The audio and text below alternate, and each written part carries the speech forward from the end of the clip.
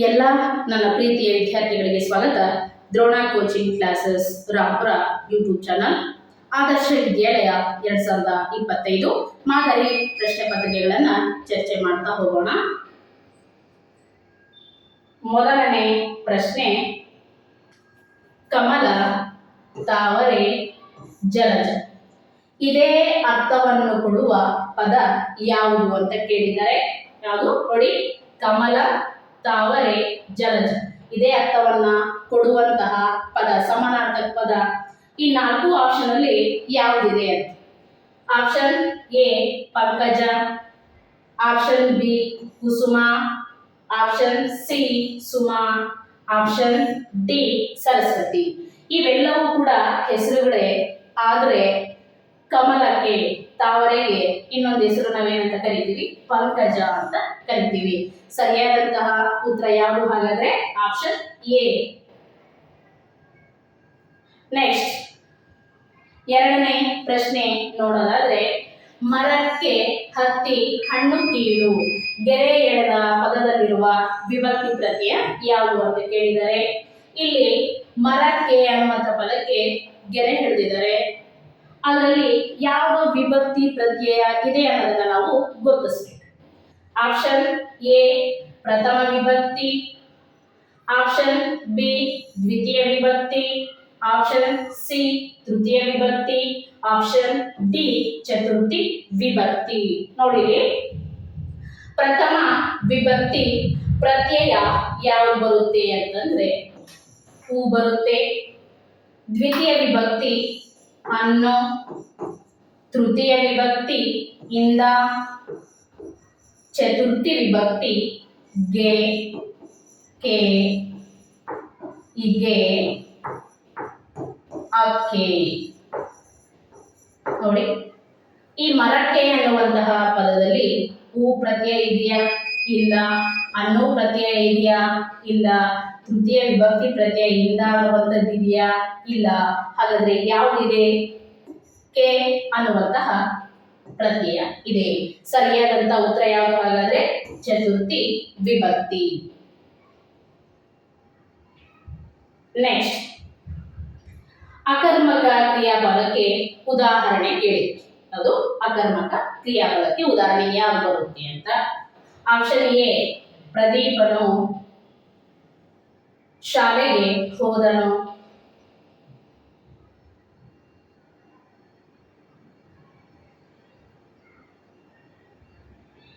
ಪ್ರದೀಪನು ಶಾಲೆಗೆ ಹೋದನು. ಇಂಚರ ಪುಸ್ತಕವನ್ನು ಓದುತ್ತಿದ್ದಾಳೆ, ಮಗು ಮಲಗಿದೆ, ಲಿಖಿತನು ಆಟವನ್ನು ಆಡುತ್ತಿದ್ದಾನೆ ಅಂತ ಇದೆ. ಸರಿನಾ? ಇಲ್ಲಿ ನಾವಾಗದ್ರೆ ಫಸ್ಟ್ ತಿಳ್ಕೋಬೇಕಾಗಿರೋದೇನು, ಅಕರ್ಮಕ ಕ್ರಿಯಾಪದ ಅಂದ್ರೆ ಏನು ಅನ್ನೋದು. ಸರಿನಾ? ನಾವೇನು ಕ್ರಿಯಾಪದದಲ್ಲಿ ಸಕರ್ಮಕ ಮತ್ತು ಅಕರ್ಮಕ ಅಂತ 2 ರೀತಿಯಲ್ಲಿ ನೋಡ್ತೀವಿ. ಸಕರ್ಮಕ ಕ್ರಿಯಾಪದ ಅಂತಂದ್ರೆ ಕರ್ಮ ಪದವನ್ನ ಅಪೇಕ್ಷೆ ಪಡುವಂಥದ್ದು. ಅಕರ್ಮಕ ಅಂತಂದ್ರೆ ಅಲ್ಲಿ ಕರ್ಮ ಪದ ಬೇಕಾಗೇ ಇಲ್ಲ, ಅದಿಲ್ಲ ಅಂತಂದ್ರೂ ಕೂಡ ಅರ್ಥ ಕೆಟ್ಟೋಗಲ್ಲ ಅಂತ. ನೋಡಿ, ಇದೇ ಒಂದು ಸೆಂಟೆನ್ಸ್ ಅನ್ನ ಎಕ್ಸಾಂಪಲ್ ತಗೊಳ್ಳೋದಾದ್ರೆ, ಲಿಖಿತನು ಅನ್ನುವಂಥದ್ದು ಕರ್ತೃಪದ, ಆಟವನ್ನು ಅನ್ನುವಂಥದ್ದು ಕರ್ಮಪದ, ಆಡುತ್ತಿದ್ದಾನೆ ಕ್ರಿಯಾಪದ. ಇದು ಕರ್ಮಪದ, ಇದು ಕರ್ತ. ಲಿಖಿತನು ಆಡುತ್ತಿದ್ದಾನೆ ಅಂತಂದ್ರೆ ನೋಡಿ, ಏನ್ ಹಾಡ್ತಾ ಇದ್ದಾನೆ? ಆಟವನ್ನು. ಕರ್ಮಪದ ಬೇಕಲ್ಲ. ರಾಮನು ಕಾಡಿಗೆ ಹೋದನು, ರಾಮನು ಹೋದನು ಅಂದ್ರೆ ಎಲ್ಲಿಗೆ ಹೋದ? ಕಾಡಿಗೆ ಹೋದ. ಅಲ್ಲಿ ಬೇಕೇ ಬೇಕದು ಕರ್ಮಪದ. ಆದ್ರೆ ಇಲ್ಲಿ ಅಕರ್ಮಕ ಕ್ರಿಯಾಪದಕ್ಕೆ ಕರ್ಮಪದದ ಅವಶ್ಯಕತೆ ಇಲ್ಲ ಅಂತ ಹೇಳಿದೆ ನಾನು. ಪ್ರದೀಪನು ಶಾಲೆಗೆ ಹೋದನು, ಕರ್ಮಪದ ಇದೆ. ಶಾಲೆಗೆ ಅನ್ನುವಂಥದ್ರಲ್ಲಿ ಶಾಲೆ ಅನ್ನುವಂಥದ್ದು ಕರ್ಮಪದ, ಪುಸ್ತಕವನ್ನು ಅನ್ನುವಂಥದ್ದು ಕರ್ಮಪದ. ನಾನು ಹೇಳಿರೋದೇನು, ಅಕರ್ಮಕ ಅಂದ್ರೆ ಕರ್ಮಪದ ಬೇಕಾಗಿಲ್ಲ ಅಂತ. ಹಾಗಾದ್ರೆ ಇದು ಕೂಡ ತಪ್ಪಾಗುತ್ತೆ. ಆಪ್ಷನ್ 2ನೇದು ಕೂಡ ತಪ್ಪಾಗುತ್ತೆ. ಆಪ್ಷನ್ 3ನೇದು ಕೂಡ ಅಕರ್ಮಕ ಕ್ರಿಯಾಪದಕ್ಕೆ ಉದಾಹರಣೆ ಬರಲ್ಲ. ಆಪ್ಷನ್ ಸಿ ಸರಿಯಾದಂತ ಉತ್ತರ. ಮಗು ಮಲಗಿದೆ ಅಂತ ಇದೆ. ಯಾರು ಮಲ್ಕೊಂಡಿದ್ದಾರೆ ಅದರಲ್ಲಿ ಇದೆಯಲ್ಲ, ಮಗು ಮಲಗಿದೆ, ಅಕ್ಕಿ ಹಾರಿತು, ಚೆಂಡು ಪುಟಿಯುತ್ತಿದೆ.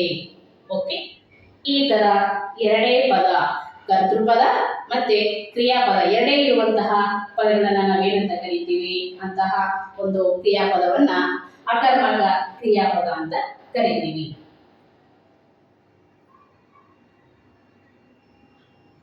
ಓಕೆ ವಿದ್ಯಾರ್ಥಿಗಳೇ, ಒಂದು ವಿಶೇಷವಾದ ಮಾಹಿತಿ ಇದೆ, ಗಮನಿಸಿ.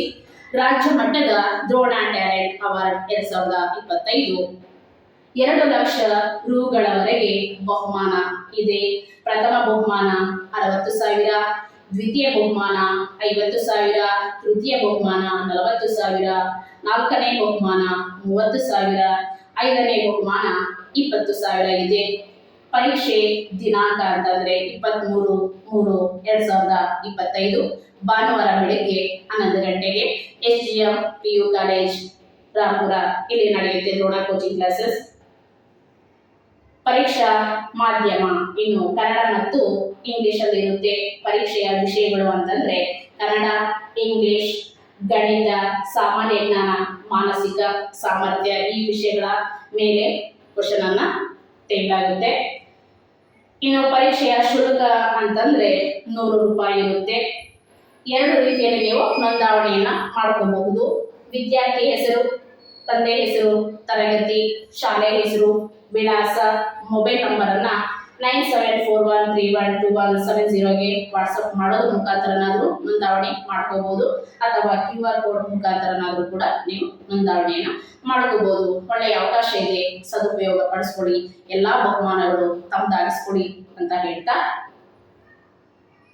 4ನೇ ಪ್ರಶ್ನೆ, ನೀನು ಊರಿನಿಂದ ಯಾವಾಗ ಬಂದೆ ಅಂತ ಇದೆ. ನೀನು ಊರಿನಿಂದ ಯಾವಾಗ ಬಂದೆ? ಈ ವಾಕ್ಯ ಎಂತಹ ವಾಕ್ಯ ಅಂತ ಕೇಳಿದರೆ ಆಪ್ಷನ್ ಎ ನಿಷೇಧಾರ್ಥಕ ವಾಕ್ಯ, ಆಪ್ಷನ್ ಬಿ ವಿದ್ಯಾರ್ಥಕ ವಾಕ್ಯ, ಆಪ್ಷನ್ ಸಿ ಪ್ರಶ್ನಾರ್ಥಕ ವಾಕ್ಯ, ಆಪ್ಷನ್ ಡಿ ಉದ್ಗಾರವಾಚಕ ವಾಕ್ಯ. ನೋಡಿ, ನಿಷೇಧಾರ್ಥಕ ವಾಕ್ಯ ಅಂತಂದ್ರೆ ಅಲ್ಲಿ ಕ್ರಿಯೆ ನಡೆದಿರುವಾಗ ರಾಮನು ಕಾಡಿಗೆ ಹೋಗಲಿಲ್ಲ, ರಾಮನು ಹಣ್ಣನ್ನು ತಿನ್ನಲಿಲ್ಲ, ಇಲ್ಲಿ ಕ್ರಿಯೆ ಆಗೇ ಇಲ್ಲ ಅಂತಹ ವರ್ಡ್ಸ್ ಏನಾದ್ರು ಬಂದ್ರೆ ಅಂತ ಸೆಂಟೆನ್ಸ್ ಬಂತು ಅಂತಂದ್ರೆ ನಿಷೇಧಾರ್ಥಕ ವಾಕ್ಯ. ನೆಗೆಟಿವ್ ಆಗಿರುತ್ತೆ, ಇಲ್ಲ ಇಲ್ಲ. ವಿದ್ಯಾರ್ಥಕ ವಾಕ್ಯ ಅಂತಂದ್ರೆ ಪ್ರಾರ್ಥನೆ ಇರುತ್ತೆ, ವಿನಯತೆ ಇರುತ್ತೆ, ರಿಕ್ವೆಸ್ಟ್ ಮಾಡ್ಕೊಳ್ಳೋದು ಇರುತ್ತೆ, ಆಶೀರ್ವಾದ ಮಾಡೋದಿರುತ್ತೆ, ಆದೇಶ ಮಾಡೋದಿರುತ್ತೆ. ನಿನಗೆ ಶುಭವಾಗಲಿ, ದಯವಿಟ್ಟು ಎಲ್ಲರೂ ನಿಂತುಕೊಳ್ಳಿರಿ, ಇಂಥ ವರ್ಡ್ಸ್ ಬಂದಿದೆ. ಸರಿನಾ? ಅಂತವಂತ ಅಂದ್ರೆ ವಿದ್ಯಾರ್ಥಕ ವಾಕ್ಯ. ಪ್ರಶ್ನಾರ್ಥಕ ವಾಕ್ಯ, ಇಲ್ಲಿ ಎಲ್ಲೂ ಕೂಡ ನಿಷೇಧಾರ್ಥಕ ವಾಕ್ಯಕ್ಕೆ ಉದಾಹರಣೆ ಇರುವಂತ ಯಾವೂ ಇಲ್ಲ, ನೆಗೆಟಿವ್ ಇಲ್ಲ ಸೆಂಟೆನ್ಸ್. ಇನ್ನು ವಿದ್ಯಾರ್ಥಕ ವಾಕ್ಯ ರಿಕ್ವೆಸ್ಟ್ ಇಲ್ಲ, ಪ್ರಾರ್ಥನೆ ಇಲ್ಲ, ವಿನಂತಿ ಇಲ್ಲ. ಸರಿನಾ? ಯಾವುದು ಕೂಡ ಬರಲ್ಲ. ಇದು ಕೂಡ ಆಪ್ಷನ್ ಡಿಲೀಟ್, ಇದು ಕೂಡ ಆಪ್ಷನ್ ಡಿಲೀಟ್. ಪ್ರಶ್ನಾರ್ಥಕ ವಾಕ್ಯ ಹೆಂಗೆ ಅಂತಂದ್ರೆ ನೀನು ಊರಿನಿಂದ ಯಾವಾಗ ಬಂದೆ? ಕ್ವಶನ್ ಮಾರ್ಕ್ ಮಾಡ್ತಾ ಇದಾರಲ್ಲ, ಯಾವಾಗ ಬಂದೆ ನೀನು ಅಂತ. ಸರಿಯಾದ ಆನ್ಸರ್ ಯಾವುದು? Option C.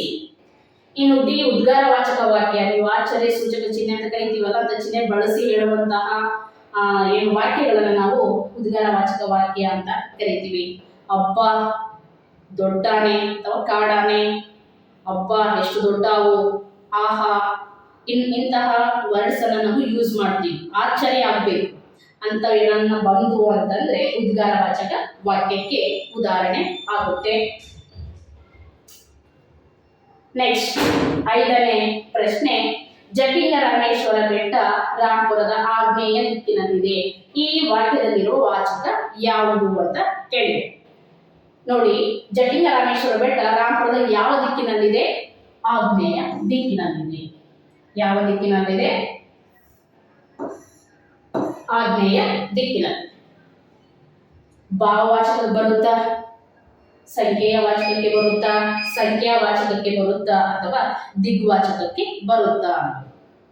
ಫಸ್ಟ್ ಭಾವವಾಚಕ ಅಂತಂದ್ರೆ ಕಪ್ಪು, ಬಿಳುಪು, ಸಣ್ಣತನ, ದೊಡ್ಡತನ ಇಂಥ ವರ್ಡ್ಸ್ ಬಂದಿರ್ಬೇಕು. ಅವು ಯಾವ ಬಂದಿಲ್ಲ ಅಂತ ಪದ ಈ ಒಂದು ಸೆಂಟೆನ್ಸ್ ಅಲ್ಲಿ ಇದು ಬಂದಿದೆ. ಸಂಖ್ಯಾವಾಚಕ ಒಂದು ವಾಕ್ಯದಲ್ಲಿ 1ರಿಂದ ಎಷ್ಟಾದ್ರೂ ಆಗಿರ್ಬೋದು, ಸಂಖ್ಯೆಗಳು ಬಂದವು ಅಂತಂದ್ರೆ ಸಂಖ್ಯಾವಾಚಕ. ನೋಡಿ, ಹರೀಶನ ಬಳಿ 4 ಪೆನ್ನುಗಳಿವೆ, 4 ಅಂತ ಬಂತು, ಸಂಖ್ಯಾವಾಚಕ. ಸಂಖ್ಯೆಯ ವಾಚಕ ನೋಡಿ ಇಲ್ಲಿ ಸಂಖ್ಯೆಯ ವಾಚಕ ಇಮ್ಮಡಿ ಪುಲಕೇಶಿ, 1ನೇ ತರಗತಿ, 2ನೆಯ ತರಗತಿ ಇಂತ ವರ್ಡ್ಸ್ ಬಂದಿರಬೇಕು ಅಂತವನ್ನ ನಾವೇನಂತ ಕರಿತೀವಿ, ಸಂಖ್ಯೆಯ ವಾಚಕಕ್ಕೆ ಉದಾಹರಣೆಯಾಗಿ ಕೊಡ್ತೀವಿ. ದಿಗ್ವಾಚಕ, ದಿಗ್ವಾಚಕ ಅಂತಂದ್ರೆ ದಿಕ್ಕುಗಳ ಹೆಸರನ್ನ ಹೇಳ್ತಾ ಇರ್ಬೇಕು. ಒಂದು ಸೆಂಟೆನ್ಸ್ ಅಲ್ಲಿ ಎಲ್ಲಾದ್ರೂ ಆಗಿರ್ಬೋದು. ದಿಕ್ಕುಗಳ ಹೆಸರು ಬಂದಿದ್ರೆ ಪೂರ್ವ, ಪಶ್ಚಿಮ, ಉತ್ತರ, ದಕ್ಷಿಣ, ಈಶಾನ್ಯ, ವಾಯುವ್ಯ, ನೈಋತ್ಯ, ಆಗ್ನೇಯ, ಮೇಲೆ, ಕೆಳಗೆ, ಬಲ, ಎಡ, ಈ ಪದಗಳೇನಾದ್ರೂ ಬಂದವು ಅಂತಂದ್ರೆ ದಿಗ್ವಾಚಕ. ನೋಡಿ ಈ ಒಂದು ವಾಕ್ಯದಲ್ಲಿ ಎಲ್ಲೂ ಕೂಡ ಭಾವವಾಚಕ ಪದಗಳಿಲ್ಲ, ಸಂಖ್ಯಾವಾಚಕಕ್ಕೂ ಎಕ್ಸಾಂಪಲ್ ಬರಲ್ಲ, ಸಂಖ್ಯೆಯ ವಾಚಕಕ್ಕೂ ಬರಲ್ಲ. ಆದ್ರೆ ಸರಿಯಾದಂತ ಆನ್ಸರ್ ಯಾವುದು? ಹಾಗಾದ್ರೆ ದಿಗ್ವಾಚಕ. ನೋಡಿ ದಿಗ್ವಾಚಕ ಅಲ್ಲಿ ಆಗ್ನೇಯ ಎನ್ನುವಂಥದ್ದು ದಿಕ್ಕು ಅಲ್ವಾ, ಸರಿಯಾದಂತ ಆನ್ಸರ್ ಯಾವಾಗಾದ್ರೆ ದಿಗ್ವಾಚಕ. ನೆಕ್ಸ್ಟ್ 6ನೆಯ ಪ್ರಶ್ನೆ, ಡ್ಯಾಶ್ ಪ್ರಯೋಗಾಲಯ.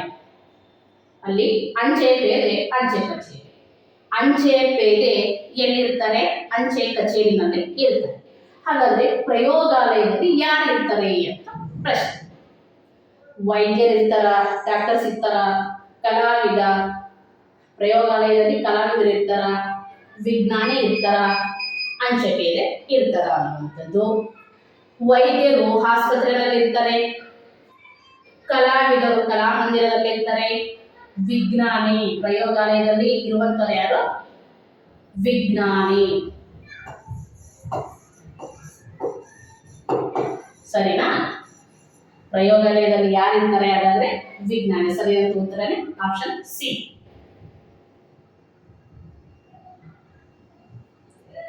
ನೆಕ್ಸ್ಟ್ SGM ಮತ್ತು ದ್ರೋಣ ಇವರಿಬ್ಬರ ಸಹಯೋಗದಲ್ಲಿ ಪ್ರತಿ ವರ್ಷದಂತೆ ಈ ವರ್ಷವೂ ಕೂಡ ಬೇಸಿಗೆ ತರಬೇತಿ ಶಿಬಿರವನ್ನ ಹಮ್ಮಿಕೊಳ್ಳಲಾಗಿದೆ.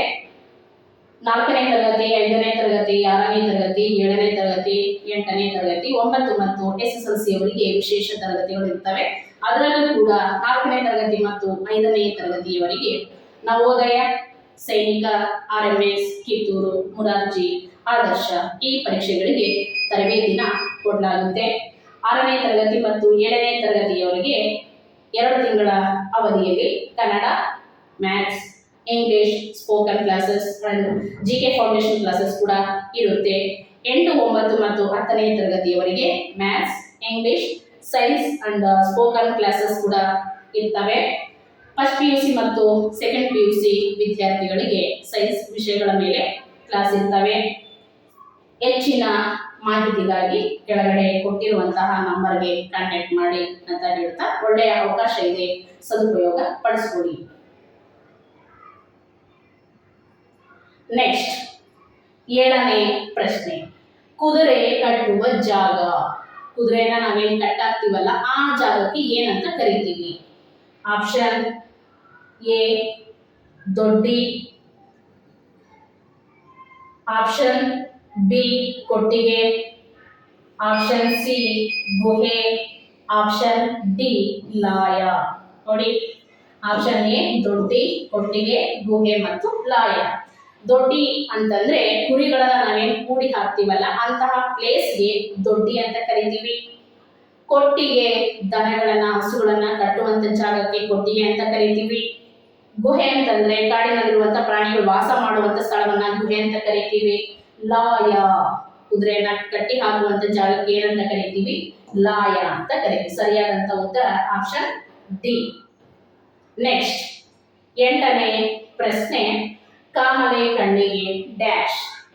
ಊರೆಲ್ಲ ಹಳದಿ, ಜನರೆಲ್ಲ ಹಳದಿ, ಜಗವೆಲ್ಲ ಹಳದಿ, ಮನೆಯೆಲ್ಲ ಹಳದಿ. ಒಂದು ಗಾದೆ ಮಾತು ಇದ್ದೇ ಇರುತ್ತೆ. ಕಾಮಲೆ ಕಣ್ಣಿಗೆ ಇದು ಮನಸ್ಥಿತಿಗೆ ಸಂಬಂಧಪಟ್ಟಿರುವಂಥದ್ದು. ನೋಡಿ ನಾವು ಯಾವ ರೀತಿಯಲ್ಲಿ ನೋಡ್ತೀವೋ ಅದೇ ತರ ನಮಗೆ ಜಗತ್ತು ಕಾಣಿಸುತ್ತೆ.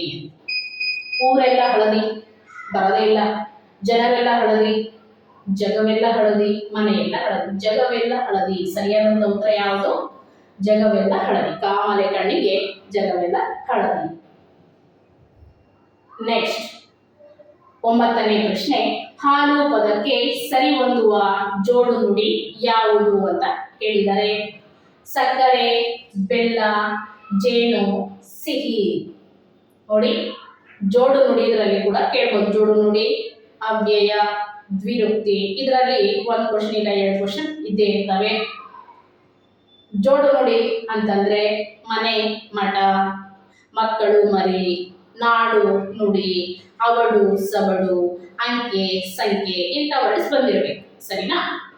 ಇಲ್ಲಿ ಹಾಲು, ಸಕ್ಕರೆ ಬರಲ್ಲ, ಹಾಲು, ಬೆಲ್ಲ ಬರಲ್ಲ, ಹಾಲು, ಜೇನು ಕರೆಕ್ಟ್ ಆಗಿ ಮ್ಯಾಚ್ ಆಗುತ್ತೆ. ಹಾಲು, ಜೇನು ಸರಿಯಾದ ಉತ್ತರ ಯಾವುದು? Option C. ನೆಕ್ಸ್ಟ್ 2025 ಕಿತ್ತೂರು ಸೈನಿಕ ಶಾಲೆ ಫಲಿತಾಂಶ ನಮ್ಮ ಸಂಸ್ಥೆಯಲ್ಲಿ ಓದಿರುವಂತಹ ವಿದ್ಯಾರ್ಥಿ ಪ್ರಕಟಣೆ ಆಗಿದೆ. 34 ಜನರಲ್ಲಿ 18 ಜನ ಅತಿ ಹೆಚ್ಚಿನ ಅಂಕಗಳನ್ನ ಪಡೆಯುವುದರ ಮುಖಾಂತರ ಉತ್ತಮ ಫಲಿತಾಂಶವನ್ನ ತಗೊಂಡಿದ್ದಾರೆ. ಇವರೆಲ್ಲರಿಗೂ ಕೂಡ ಅಭಿನಂದನೆಗಳನ್ನ ತಿಳಿಸ್ತಾ, ನೀವು ಕೂಡ ಪೋಷಕರು ಮತ್ತು ಶಿಕ್ಷಕರು ನಿಮ್ಮ ವಿದ್ಯಾರ್ಥಿಗಳನ್ನ, ನಿಮ್ಮ ಮಕ್ಕಳನ್ನ ನಮ್ಮ ಸಂಸ್ಥೆಗೆ ಸೇರಿಸಿ ಒಳ್ಳೆಯ ಫಲಿತಾಂಶವನ್ನ ತೆಗೆದುಕೊಡಿ ಅಂತ ಹೇಳ್ತಾ, ಹೆಚ್ಚಿನ ಮಾಹಿತಿಗಾಗಿ ಇಲ್ಲಿರುವಂತಹ ನಂಬರ್ಗೆ ಕಾಂಟ್ಯಾಕ್ಟ್ ಮಾಡಿ. ನೆಕ್ಸ್ಟ್ 10ನೇ ಪ್ರಶ್ನೆ, ಕ್ರಿಯಾಪದದ ಮೂಲ ರೂಪಕ್ಕೆ ಏನೆಂದು ಕರೆಯುವರು? ನೋಡಿ, ಕ್ರಿಯಾಪದದ ಮೂಲ ರೂಪಕ್ಕೆ ಏನೆಂದು ಕರೆಯುವರು? ಕರ್ತೃಪದ, ಕರ್ಮಪದ, ಕ್ರಿಯಾಪದ, ಧಾತು ಅಂತ ಇದೆ. ಕ್ರಿಯಾಪದದ ಮೂಲ ರೂಪಕ್ಕೆ ಕರ್ತೃಪದ ಅಂತ ನಾವು ಕರೆಯಲ್ಲ, ಕರ್ಮಪದ ಅಂತ ನಾವು ಕರೆಯಲ್ಲ, ಕ್ರಿಯಾಪದ ಅಂತ ಕರೆಯಲ್ಲ. ಏನಂತ ಕರಿತೀವಿ? ಧಾತು ಅಂತ ಕರಿತೀವಿ. ಕ್ರಿಯಾಪದದ ಮೂಲ ರೂಪಕ್ಕೆ ಧಾತು ಅಂತ ಕರೀತೀವಿ. ಸರಿಯಾದಂತಹ ಆನ್ಸರ್ ಯಾವುದು? Option D. ಓಕೆ ವಿದ್ಯಾರ್ಥಿಗಳೇ, ಎಲ್ರಿಗೂ ಕೂಡ ಕ್ಲಾಸ್ ಅರ್ಥ ಆಗಿದೆ ಅಂತ ಭಾವಿಸ್ತಾ, ವೀಕ್ಷಿಸಿದ್ದಕ್ಕಾಗಿ ಧನ್ಯವಾದಗಳು. ವಿಡಿಯೋವನ್ನ ಆದಷ್ಟು ಶೇರ್ ಮಾಡಿ, ಲೈಕ್ ಮಾಡಿ, ಸಬ್ಸ್ಕ್ರೈಬ್ ಮಾಡಿ. ಧನ್ಯವಾದ.